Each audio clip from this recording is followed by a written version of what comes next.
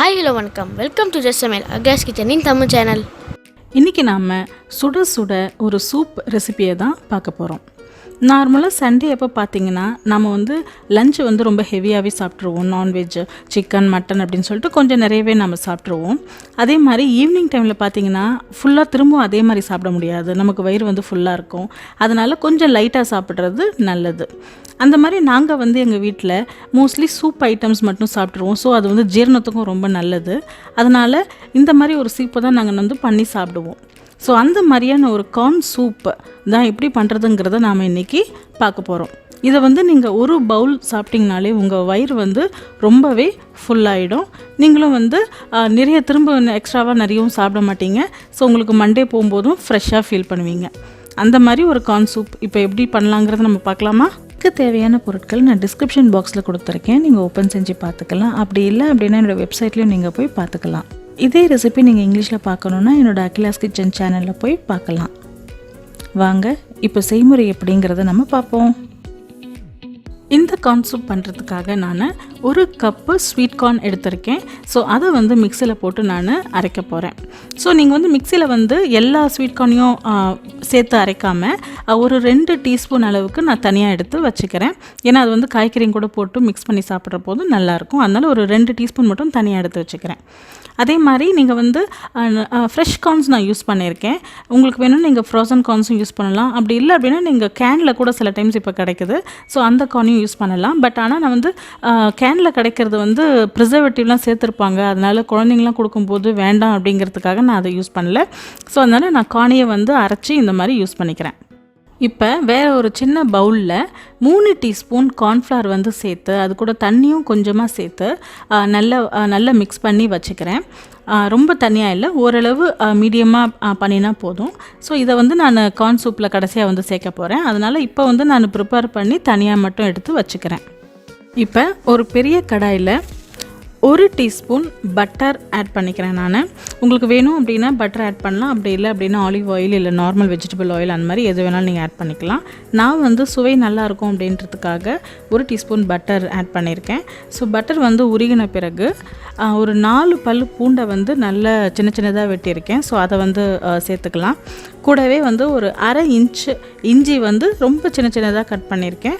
So அதையும் சேர்த்து ஸ்லைட்டாக இந்த இஞ்சி பூண்டை ஓரளவு ஒரு 1 நிமிஷத்துலேருந்து 2 நிமிஷத்துக்கு வரைக்கும் ஒரு மீடியம் ஃப்ளேமில் வச்சு நல்லா வதக்கிக்கோங்க.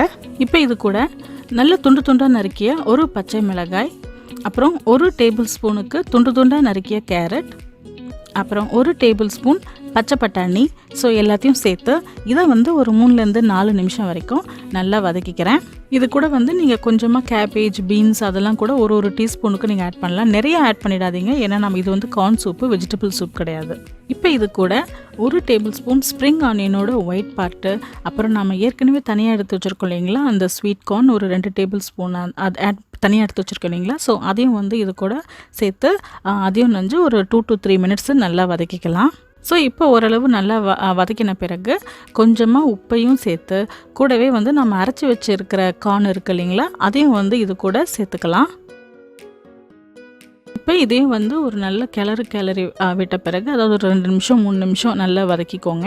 ஸோ வதக்கின பிறகு நாம் 4லேருந்து 5 கப்பு தண்ணியை சேர்த்துக்கலாம். ஸோ எனக்கு 1 கப்பு கார்னுக்கு நான் ஒரு 5 கப்பு தண்ணி சேர்த்துக்கிறேன். ஸோ உங்களுக்கு தேவையான அளவு நீங்கள் கூட்டவோ குறைக்கவோ செஞ்சுக்கலாம். தண்ணிக்கு பதிலாக நீங்கள் வெஜ் ஸ்டாக் இல்லை சிக்கன் ஸ்டாக் மாதிரி வச்சுருந்தீங்கன்னா அதை கூட நீங்கள் ஆட் பண்ணிக்கலாம். நான் இப்போது சிக்கன் ஸ்டாக் க்யூப் 1 ஆட் பண்ண போகிறேன். இது நார்ல இல்லை மேகியில் உங்களுக்கு கிடைக்கும். ஸோ அதை நீங்கள் வாங்கி ஆட் பண்ணிக்கிட்டிங்கன்னா டேஸ்ட் இன்னும் சூப்பராக இருக்கும். கூடவே ஒரு 1/4 டீஸ்பூனுக்கு நான் பெப்பர் பவுடர் ஆட் பண்ணிக்கிறேன். உங்களுக்கு வேண்டிய காரத்துக்கு அளவு நீங்கள் ஆட் பண்ணிக்கலாம். நான் 1/4 டீஸ்பூன் தான் ஆட் பண்ணியிருக்கேன். ஸோ எல்லாமே சேர்த்து நல்லா இதை கொதிக்க விடலாம். இப்போ எல்லா காய்கறிகளும் வேகிறதுக்காக நம்ம மூடி போட்டு ஒரு 10 நிமிஷம் நல்லா கொதிக்க விட்டு வேக விடுவோம். இப்போ நல்லா அது வெந்துன்னு இருக்கிற சமயத்தில் நாம் முட்டையை ஒரு முட்டையை எடுத்திருக்கேன். நான் அதை நல்லா இந்த மாதிரி பீட் பண்ணி எடுத்துக்கலாம்.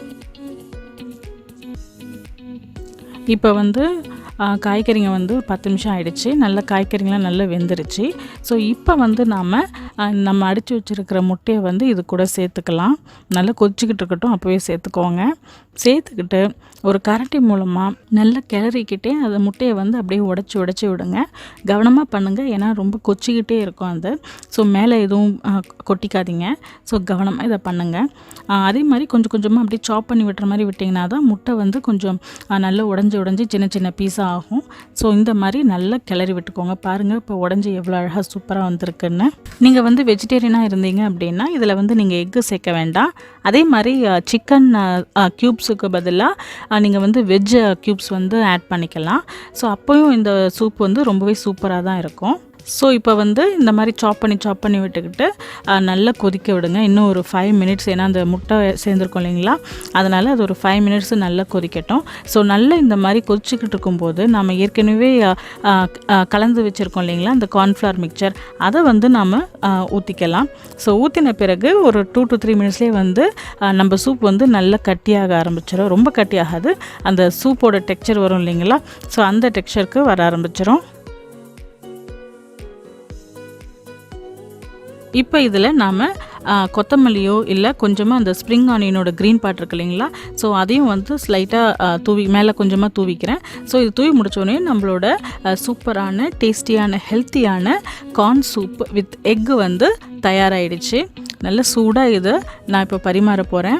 இதில் வெஜிடபிள்ஸ்லாம் நம்ம சேர்த்துன்னு இருக்கிறதுனால கண்டிப்பாக இது ரொம்ப ஹெல்த்தியான சூப்பு. அதே மாதிரி நீங்களும் இதை வீட்டில் செஞ்சு பாருங்கள்.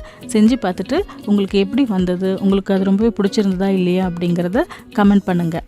இந்த வீடியோ உங்களுக்கு பிடிச்சிருந்ததுன்னா லைக் பண்ணுங்கள், ஷேர் பண்ணுங்கள் மற்றும் சப்ஸ்கிரைப் பண்ணுங்கள். அதே மாதிரி என்னுடைய வீடியோஸ் உங்களுக்கு நோட்டிஃபிகேஷன் வரணும் அப்படின்னா பெல் ஐக்கானை கிளிக் பண்ணிக்கோங்க. மீண்டும் வேறொரு புதிய வீடியோவுடன் உங்களை நான் சந்திக்கிறேன். அதுவரை வீடியோ பார்த்ததுக்கு மிக்க நன்றி.